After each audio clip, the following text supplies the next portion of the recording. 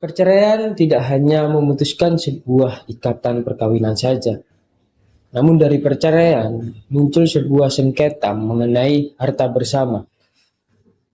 Dalam hukum Islam, harta yang diperoleh selama ikatan perkawinan pada prinsipnya dipandang sebagai hasil kerjasama suami dan istri. Oleh karena itu, sebelum menempuh jalur pengadilan, hukum memberi ruang bagi pihak untuk menyelesaikan sengketa harta bersama melalui mediasi dan pendampingan hukum. Video ini menggambarkan mediasi non-litigasi untuk menyelesaikan sengketa harta bersama yang bertujuan untuk menyelesaikan dengan adil melalui musyawarah.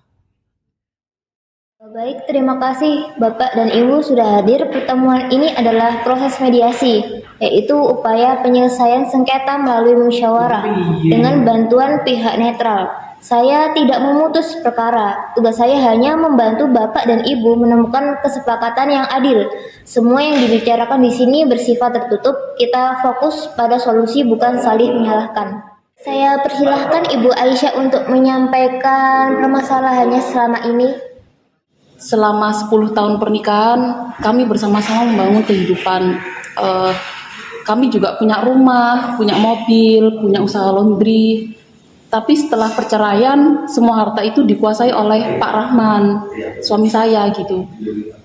Saya juga tidak pernah diajak bicara soal pembagian, padahal saya juga merasa punya hak di situ. Baik, untuk Pak Rahman, bagaimana tanggapan Anda?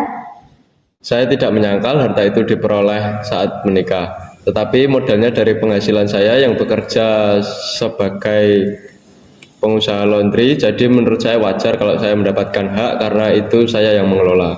Kalau kami jelaskan dengan sederhana, dalam hukum Islam yang dipakai di pengadilan agama, harta yang didapat selama menikah itu dianggap harta bersama.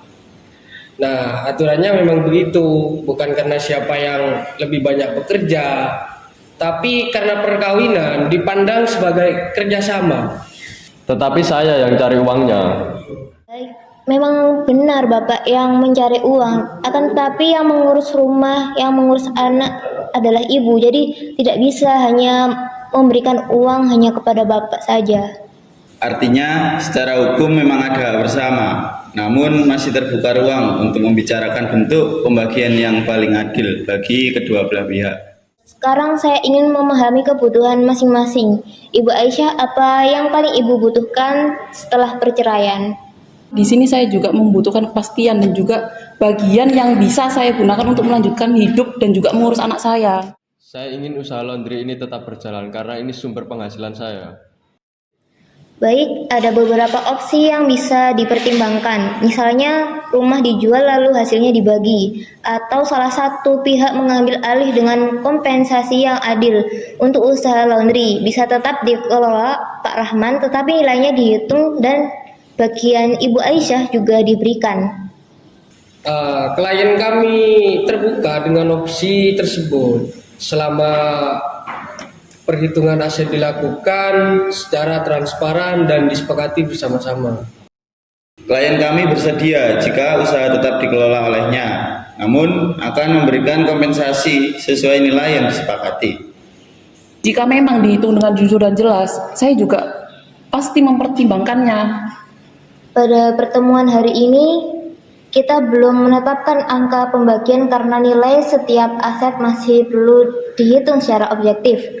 Bukan karena tidak ada dasar hukum, tetapi agar pertimbangan nanti benar-benar adil.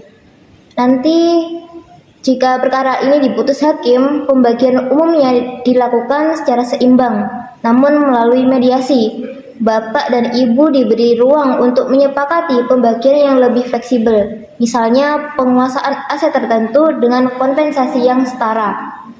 Karena itu saya sarankan dilakukan penilaian aset secara terbuka. Setelah nilainya jelas, proporsi pembagian dapat dibahas dan dihitungkan dalam kesepakatan tertulis. Mediasi hari ini saya nyatakan ditunda dengan harapan para pihak tetap beritikat baik sebelum menempuh jalur pengadilan.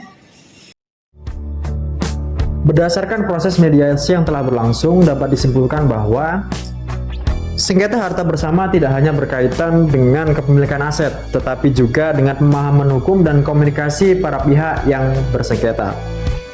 Pendampingan hukum berperan penting dalam memberikan pemahaman bahwa harta bersama yang diperoleh itu merupakan harta dari kedua belah pihak, tidak mempertimbangkan unsur material maupun non-material. Dalam mediasi ini, para pihak diberi kesempatan untuk merumuskan pembagian harta secara proporsional dan adil dengan tetap berlandaskan hukum Islam. Upaya ini mencerminkan penyelesaian sengketa yang aktif, berkeadilan, dan mengedepankan musyawarah. Sementara litigasi tetap menjadi pilihan terakhir apabila tidak tercapai kesepakatan dalam penyelesaian sengketa gonogini.